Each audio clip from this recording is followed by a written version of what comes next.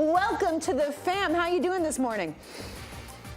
I'm great. What a lovely, lovely introduction. Thank you so much, folks. And yeah, looking back at some of those pictures, it does bring a few things back. I'm sure. A few names. Well, we are absolutely delighted to welcome you to the CBS Sports Network Golazo family.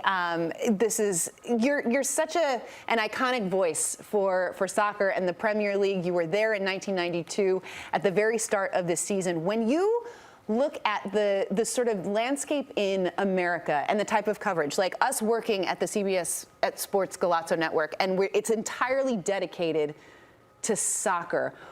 What is your reaction to the amount of coverage, the access that we have? Did you ever think you would see that in this country? Well, first and foremost, my reaction to what you're doing there right now is one of envy. We don't have that here in the UK.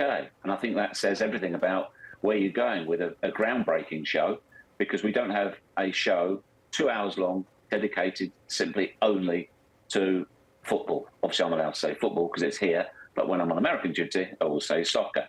And no, you could never have envisaged the explosion. In those days, there'd be 2 games a week that were televised, very little build-up around it. And in fact, now, again, going back to your point about what you're doing there, you can see more Premier League football if you're living in America than if you can if you live in the States, in the UK rather. Every game is televised for the American audience, and it's absolutely fantastic, the coverage. I've worked with American media for many, many years, and I've seen the growth in popularity of soccer. I've seen the growth in the knowledge and the thirst of soccer fans in America as well for the product. And with the World Cup looming, it's only going one way. And it's just fantastic to see the enthusiasm, the interest, the support, and of course now we have a number of American players here in the UK as well. It's just more and more signs of the growth in the game. Geoff, well, it's a pleasure to have you, having one of the best on Golazo Network. As a journalist and growing up, listening to the precision in your questions, and I bet you get asked, what was your best interview? What's your favorite interview? We'll have so much time for that later, but I want you to tell me, what was your most awkward interview where you're standing there and you're like, oh, you're thinking to yourself, how do I get out of this one? Like where you were genuinely uncomfortable. Oh, that is so easy to ask. My worst interview is my worst number 1, 2, 3, and 4. I became famous for it, or infamous rather. It was with the Chelsea defender, Ibrahimovic, and it was after the Champions League semi-final. Was this when he was... Oh, yes. Yeah, I know this story. Yes. Yeah. I was like, I was perceived as the man who shot Bambi's mother, because I was hardwired, meaning I couldn't move, and they're through to the final, fantastic. I'm stood there, they throw in Petr Cech, brilliant. They throw in Ashley Cole, I'm just about to go live. In comes Ivanovic, and there's nothing I can do. Now, he got booked in the game, and we weren't sure whether or not he was booked. Now, I knew if he was booked, couldn't play in the final. So I can't say they're fantastic guys, you're looking forward to the final, because he would rightly say, what are you talking about, you idiot? I've been booked, so I can't play in the final. And because I didn't know whether he was booked or not, I couldn't say, I'm so sorry, you know, it's terrible for you, you did everything for the team. So I'm stuck. I'm in this nowhere, no man's land. And I speak to the other 2, desperately delaying trying to get to him. I said, look, Branner, did you get booked there today? Because if you did, you know, obviously you can't play in the final. And he gave this half reply of, yeah, I think so. So now he doesn't know if he's been booked. And I said, you do realise if you're booked, you can't play in the final? And again, it was, yes, I think so. And then, of course, it was just awkward. It was horrendous. We carried on and... Got back to the hotel, and my phone started exploding. I'm getting all sorts of messages on Twitter or X. There was one from the famous English golfer, Lee Westwood, who said, Geoff Shreeves has just told me, he said, you do realise you've never won a major. And I thought, this might have got a little bit bigger than I thought. but the strange thing was, it certainly wasn't deliberate on my part. It was just circumstantial. And this went on for years. Chelsea fans, people thinking I deliberately tried to do it to upset him, and nothing could be further from the truth. And he did an article, and he said, well, the truth about that incident was the Chelsea staff didn't tell us players, because he wasn't the only one, who were on a yellow already. They didn't remind us. So I wasn't sure, which is strange for a player not to know. He said, but so I didn't know. He said, so when I did the interview with Geoff, I wasn't actually quite sure. I went in the dressing room, I'm celebrating, it's all great. It's only when I got on the coach, sat down and got some messages that I realised that I couldn't play in the final. So it just, yeah. Anyway, thanks for bringing it up. Little treat for the new boy. Well, Geoff, I'm about to dig in a little deeper. One of the worst experiences I have had as an Arsenal supporter is 8-2 versus Manchester United. That terrible, terrible loss. And you play a part in it because Arsene Wenger, a rather timid man, the only violence I've ever seen from him is against the zipper on his jacket, a water bottle, and he's confessed to wanting to punch you after you talked to him in the tunnel. What did you do to Arsene Wenger after that game? They got beat 8-2, and he played a not a strong team as well. So you know the questions that have to be asked. So I have to tell you that Arsene Wenger is an absolute gentleman, and he's always been really cooperative in interviews. And I said to him post-match, you know, about the 8-2, getting beat 8-2, and he was already under pressure. I said, do you think that this could put you on a further questioning in terms of your position at the club? And he said, you know, and I said, do you want to carry on? Do you think you can turn this around? He said, yes, I can, etc. And then, of course, I said, well, do you think you will continue to enjoy the support of the board and those people around you for you to continue in this position? Which were both reasonable questions. As I say, we'd had a really good working relationship up until that point, and we did afterwards as well. I could see he was really, really miffed. And the head of media, Mark Ganella, came over to me.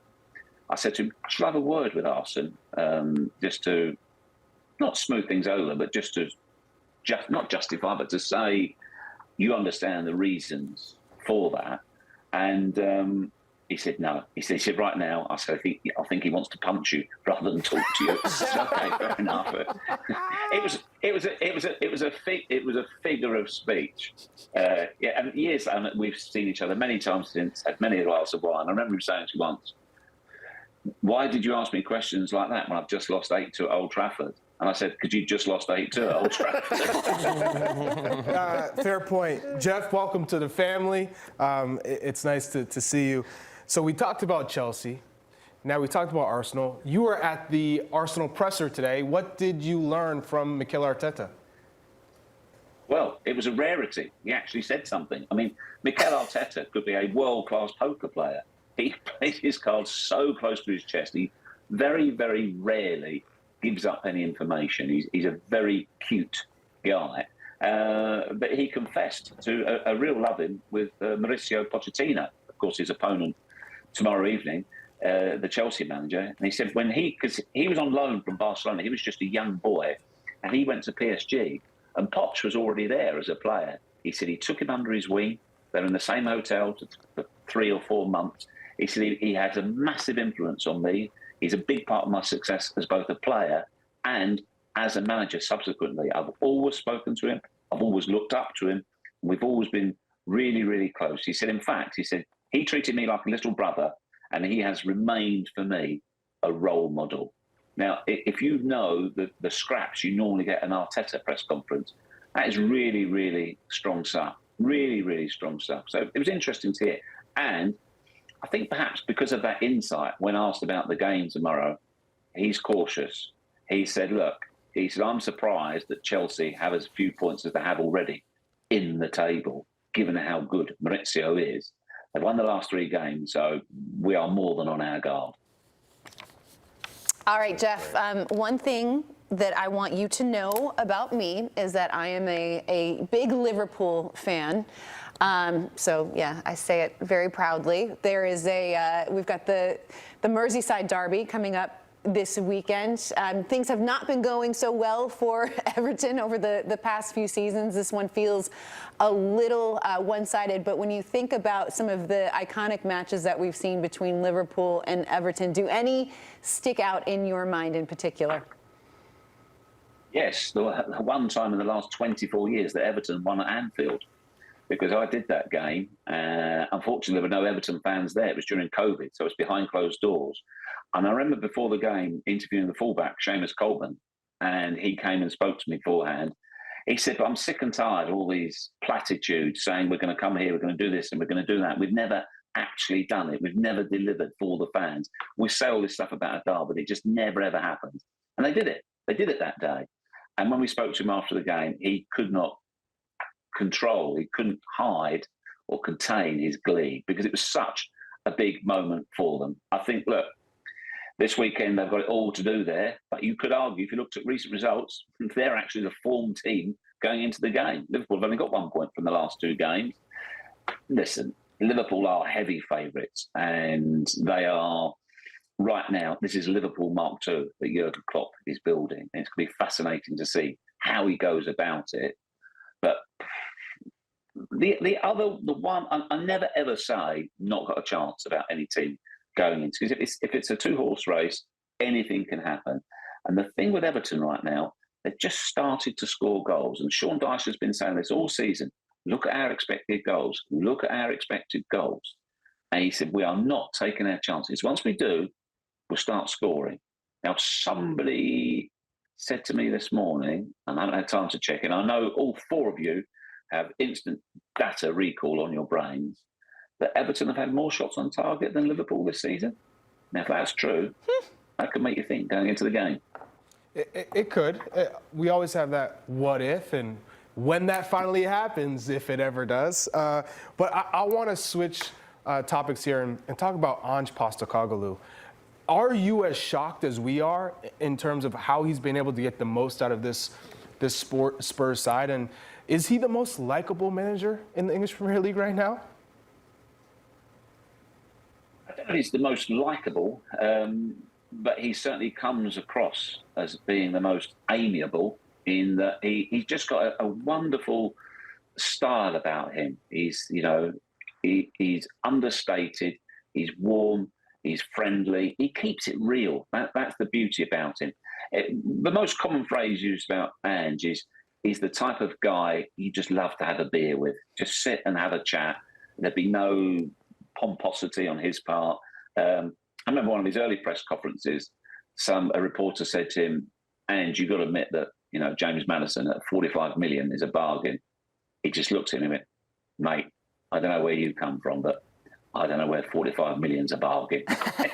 He just completely silent. I think the other thing that's interesting about him as well is if you look what he's done with his team, he's completely replaced the spine. So Lloris gone, Dyer gone, Højbjerg gone. Now Kane going is a different thing, but they always talk about how important the spine of a team is.